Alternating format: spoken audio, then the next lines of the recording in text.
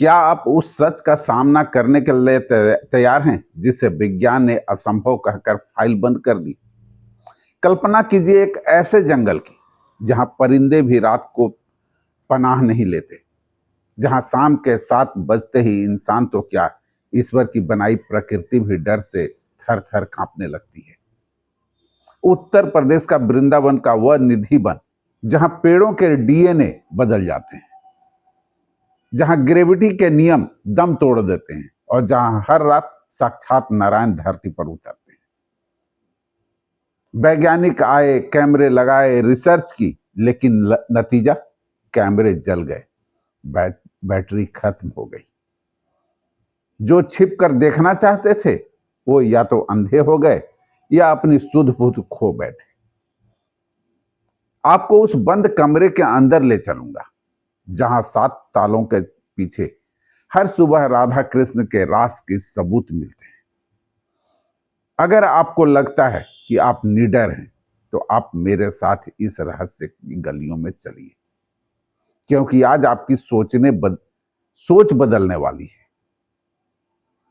क्या आप यकीन करेंगे कि इस 21वीं सदी में जहां इंसान मंगल ग्रह पर बस्तियां बसाने की सोच रहा है, भारत की एक कोने में विज्ञान हर शाम घुटने टेक देता है। एक ऐसा जंगल जहां पेड़ ऊपर नहीं नीचे की तरफ बढ़ते हैं।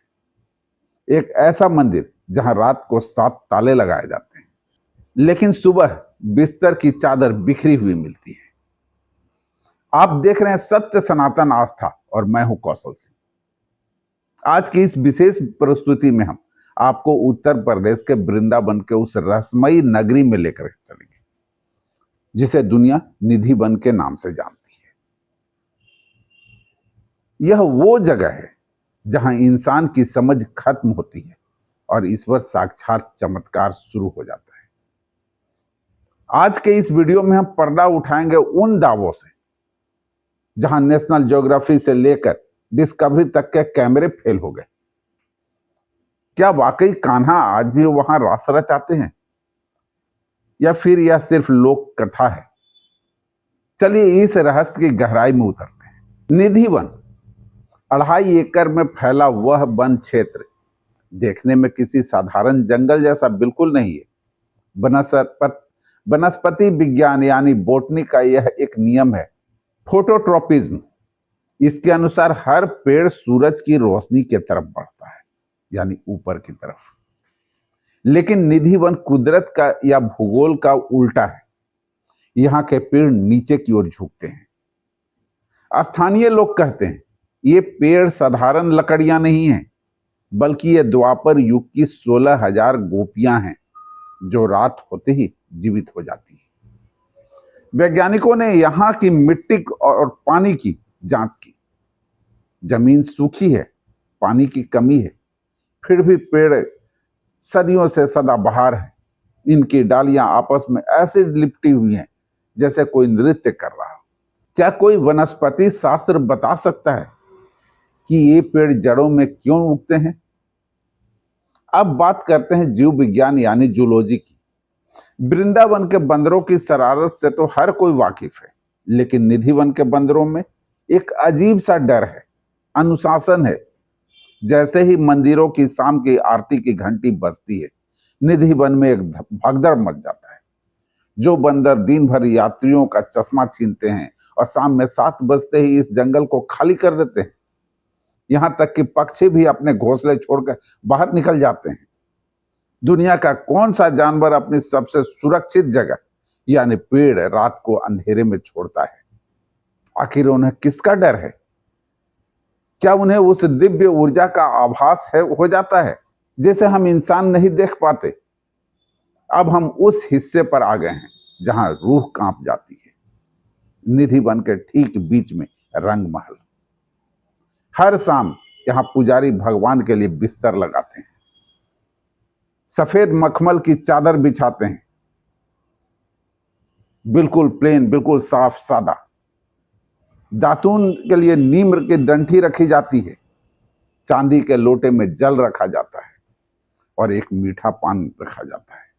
और इसके बाद भारी दरवाजों को 7 ताले लगा दिए जाते हैं, ऐसी कि एक परिंदा भी पर न मार सके।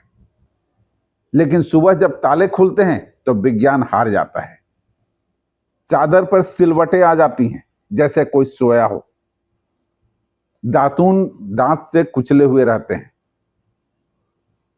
जैसे चबाई हुई हो। और वो पान आधा खाया हुआ मिलता है। फोरेंसिक एक्सपर्ट कहते हैं कि बिना किसी के अंदर घुसे यह मुमकिन नहीं है। पर ताले टूटे नहीं है, याद रखिएगा। ताले दरवाजे पे 7 ताले वैसे ही लगे हुए हैं, उसे खोला नहीं गया है। तो फिर अंदर कौन था? आप सोच रहे हैं कैमरा लगा देते? किसी ने छिप कर देखने की कोशिश नहीं की थी। और अंजाम आज भी वृंदावन की गलियों में सुनाया जाता है। जयपुर का वह तर्कशास्त्री जो विज्ञान का हवाला देकर झाड़ियों में छिप गया था, अगली सुबह जब वह मिला तो उसकी आंखें फटी की फटी रह गई। वो न बोल सका न देख सका। उसने कुछ ऐसा देख लिया था जिसे एक साधारण मानव मस्तिष्क बर्दाश्त नहीं कर सकता। यही वजह है कि निधि वन के आसपास बने घरों की खिड़कियां शाम होते ही खिड़कियां चुन दी जाती हैं। कोई झांकता नहीं, क्योंकि वहां होने वाला महारास साधारण नहीं है, दिव्य है। निधि वन की यह गाथा केवल स्थान का वर्णन नहीं है, बल्कि यह उस बिंदु की तलाश है जहां मनुष्य का तर्क समाप्त होता है और अनंत की यात्रा शुरू होती है। जब हम 21वीं सदी में वैज्ञानिक चश्मे से निधि वन को देखते हैं तो हमें विसंगतियां नजर आती हैं। पेड़ों का नीचे झुकना, जानवरों का पलायन या बंद कमरे की वस्तुओं का हिलना।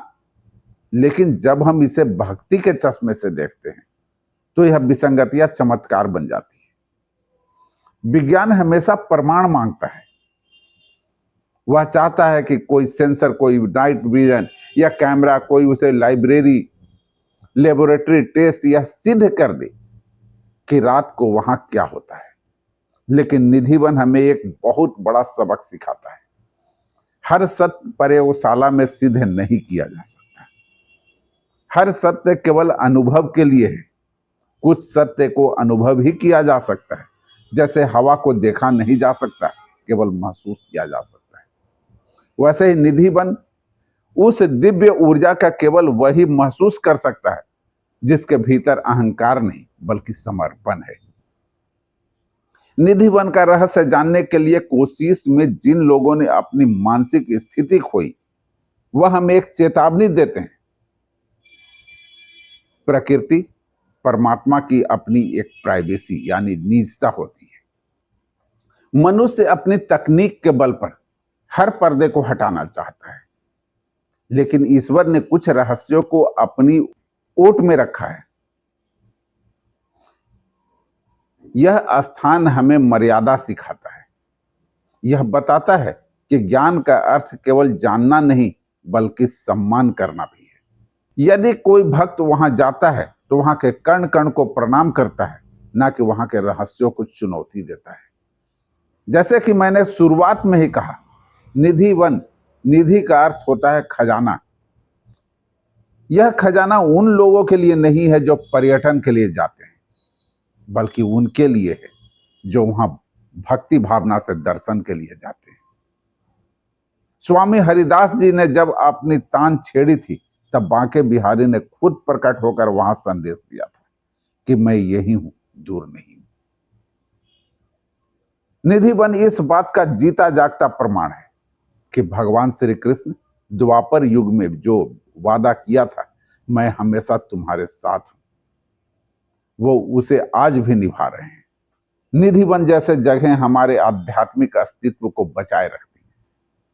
यह हमें याद दिलाती हैं कि हम केवल मांस या हड्डियों का पुतला नहीं है, बल्कि हम उस परम चेतना का हिस्सा हैं जो आज भी आधी रात को बांसुरी के तान पर थिरकती है। वृंदावन की वो कुंज गलियां, वो यमुना का किनारा और निधि वन का वो सघन छांव हमें वापस अपनी जड़ों की ओर खींचती है। अंत में, चाहे आप इसे एक पौराणिक कथा कहें या अनसुलझा रहस्य। सच तो यह है कि निधि वन की हवाओं में अलग तरह की कशिश है। यह कशिश हमें सिखाती है विश्वास में इतनी शक्ति होती है कि वह पत्थर की मूरत भी चलने फिरने के लिए मजबूर हो जाए। तो अगली बार आप निधि वन के चौखट पर खड़े हों तो वहां के पत्थरों में भगवान को मत ढूंढिए, बल्कि अपनी आंखें बंद करके उस शांति को महसूस कीजिए जो सदियों से वहां गूंज रही है।